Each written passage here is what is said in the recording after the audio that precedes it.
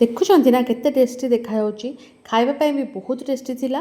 ଭାତ ହଉ, ରୁଟି ହଉ, ପରଟା ହଉ, ପୁରୀ ହଉ, ଯେକୌଣସି ଭାବରେ ନାନ୍ ହଉ, କୁଲଚା ହଉ, ଯେକୌଣସିଥିରେ ଏଇଟା ଖାଇବା ପାଇଁ ବହୁତ ଟେଷ୍ଟି ଲାଗେ। ଘରେ କିଛି ପରିବା ନାହିଁ, ଥରେ ଏମିତି ମସଲା ସୋୟାବିନ୍ ବନାନ୍ତୁ, ବହୁତ ଟେଷ୍ଟି ଲାଗିବ। ନମସ୍କାର, ଗୁନୁସ୍ ଓଡ଼ିଆ କିଚେନକୁ ଆପଣମାନଙ୍କୁ ଅନେକ ଅନେକ ସ୍ୱାଗତ।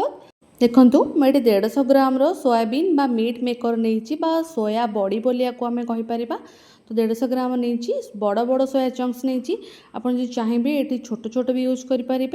तो देखो जेकोसी ब्रांडर भी यूज कले चलो। ये गोटे बड़ जगह नहीं गली तो सबूतक सोया बड़ी से देवी आठी आपड़ चाहिए ये सोयाबीन को भी बॉयल करें। तो मुझे बॉयल करनी गरम पानी देवे, ठंडा पानी देवेनि। ठंडा पानी देले बहुत टाइम सोक कराया लगे। सोयाबीन जी अच्छी डबल हो फुलीगले आपको साइड रखा। तो मुझे गोटे पियाज को चुन चुन कर काटी नहीं चॉप कर नहीं गोटे पियाज को बड़ पियाज नहीं मु। तो एठी देखंतु गोटे बुदा रसुण आउ टिके अदा को खंडे अदा को मुझे ग्राइंडिंग जार देकी पेस्ट कर नहीं आउ दीटा बड़ साइजर टमाटो को भल भाव में बाटिकी प्यूरी बनई नहीं। तो ये देखंतु सोया बड़ी पूरा फुली गलानी। तो आम या भल भाव में चुपुड़ी दबा, चुपुड़ी की काढ़ीदे जमी आपको टिके भी पानी रही आपको ये चुपुड़ी सारा देखूँ ये गोटे कड़ई नहीं कड़ई पूरा भल भाव में गरम हो सारापर ये तेल देदेवी। तेल भल भाव में गरम हो सारापर जो भल भाव में चुपुड़ी की नहीं सोयाबीन गुड़ाक तो ये देदेवी। आपको 2 ରୁ 4 मिनिट भल भाव में भाजीदेवी जमती सोयाबीन कलर चेंज हो सोयाबीन जो कंचा स्मेलटा सब पड़ेब। तो देखो ये मुझे काढ़ीदेवी सेम कड़े आउ 3 ରୁ 4 टेबल स्पून मुझे तेल आड कर देती। ये अध छोट चामच दे देती जीरा, 2टा कंचा लंका दे देती। ये टिके फुटीगला जो काटिकी रखि पियाज को मुझे देदेवी सबू। तो गोटे बड़ पियाज नहीं पियाजर कलर चेंज हो से पर्यंत भाजीदेवे। बाटिकी रखी रसुण अदार पेस्ट आपको सब देदेवी।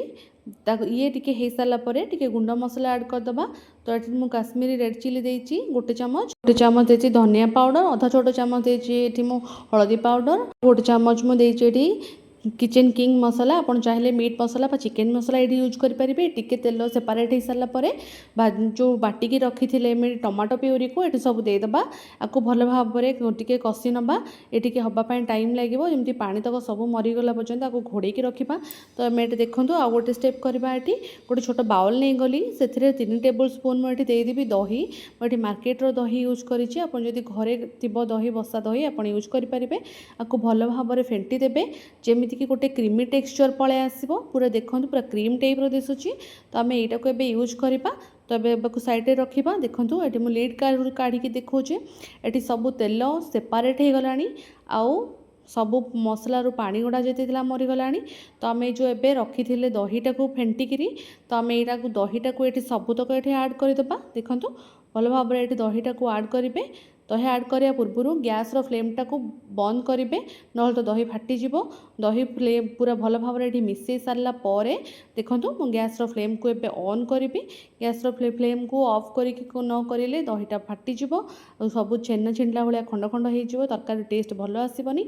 तो ये दही टिके हवा पर्यंत आपको टिके घोड़े रखीदेवी लीडटा को 2 ରୁ 3 मिनिट पर्यंत। देखो ये केमती पूरा बढ़िया कलर सुंदर देखा बढ़िया कलर आसी एबे जो सोयाबीन तक मु भाजिकी रखी थी आपको ये सब ऐड करदेवी। आपको ऐड कर सारापर आपको भल भाव में मिसईदेवी जमती भल भाव में मिसीज। दर्शक बंधु आपड़ी मो रेसिपी गुड़ा भल लगुच तो लाइक करूँ, शेयर करूँ। चैनल नुआ थे चैनल को प्लीज सब्सक्राइब कर दिंतु। फेसबुक पेज रे देखुले फॉलो करिया को जमा भी भूलिबेनी। Insta देखुले follow करदेबे।